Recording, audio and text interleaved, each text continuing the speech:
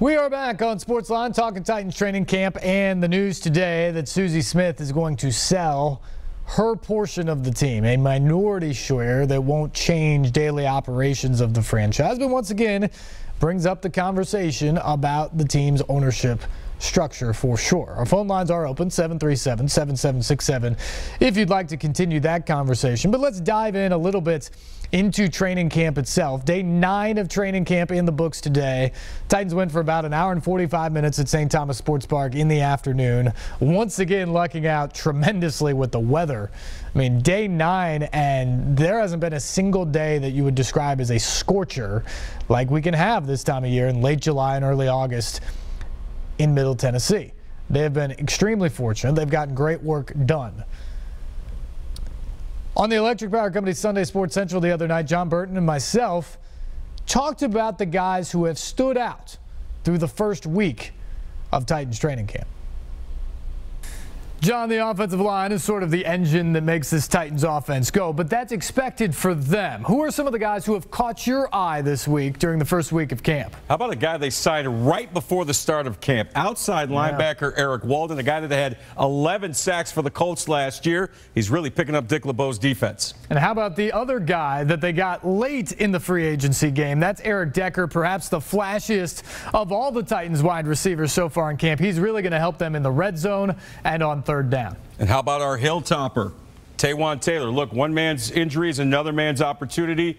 Corey Davis down for a while with that hamstring. Taywan Taylor taking advantage, getting more reps and making more plays. I promise you, I'm not trying to start a controversy with this one. Yes, you are. DeMarco Murray is the team's top running back, but Derrick Henry came back bigger and faster. There's no question about his talent, the former Heisman Trophy winner, but now with more opportunity, he's making these Titans coaches realize that it's going to be impossible to keep him off the field. Roll Tide on that. And how about one of your 2 first-round draft picks, Adoree Jackson, really doing a good job in the secondary, had a nice interception earlier this week in team drills off Marcus Mariota. And how about those kick returns last night? Got to go into Gruden voice for this one. I like this kid, man.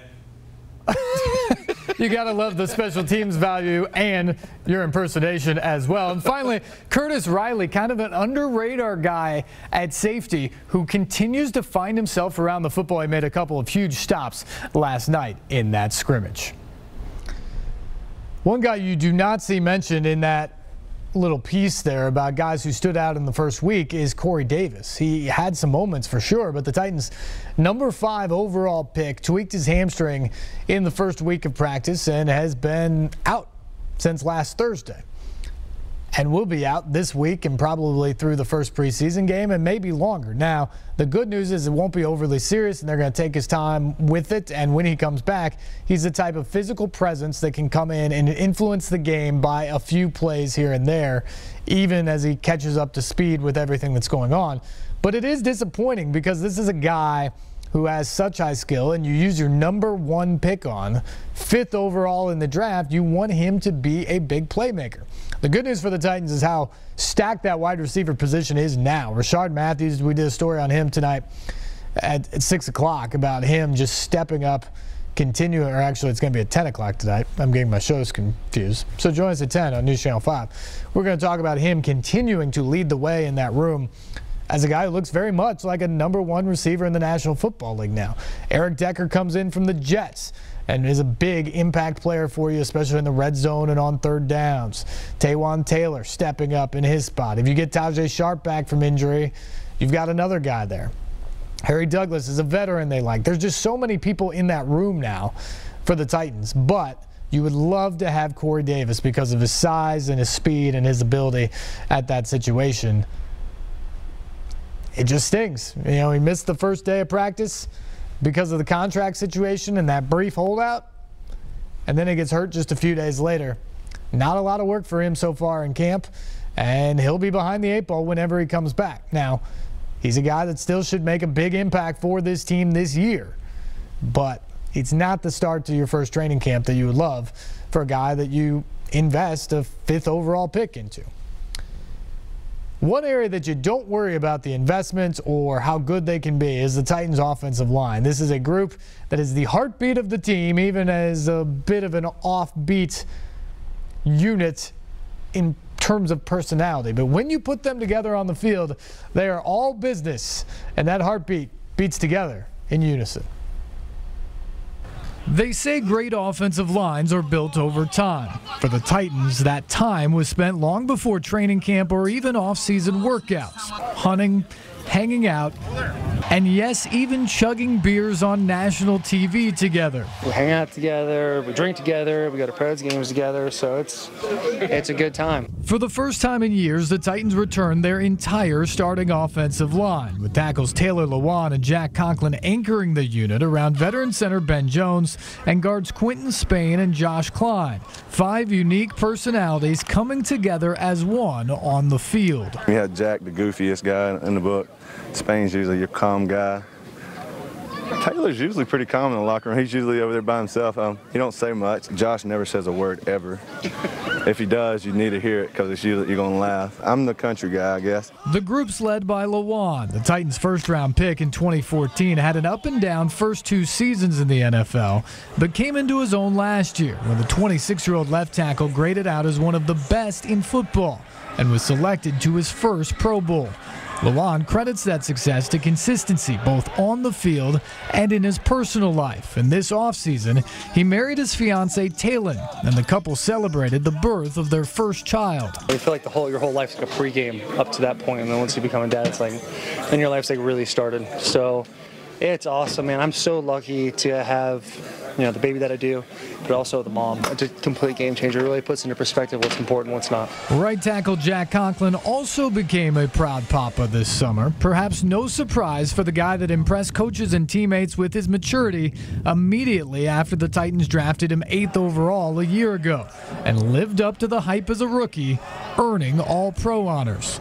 But for a guy that had just one scholarship offer out of high school and had to walk on at Michigan State, don't expect Conklin to rest on his laurels. That is not Jack Conklin, I promise you. He's going to do whatever he can to be better than he was. That's just something that was a reward and a nice compliment to the way he played, but that will not affect him. At one point, I was the guy trying to fight and crawl and bite everybody to get on my way up. I know what it's like to be on the bottom. I don't want to go back, and that's what I think about every day, and that's what motivates me. In a sport where chemistry is difficult to fake, the Titans' offensive line genuinely likes each other, which makes for an interesting time in the locker room, but also makes for a tight-knit group on Sundays. It's awesome. It's like playing backyard football with those guys. You got different personalities from all 5 of them, and it's kind of a fun group, but when it all comes down to it, they're the type of players we want. They are smart, tough, and physical, and yeah, they like to have a good time. But when the pads come on, it's down to work. Once we're out there on the field, it's no kidding around. We're all business.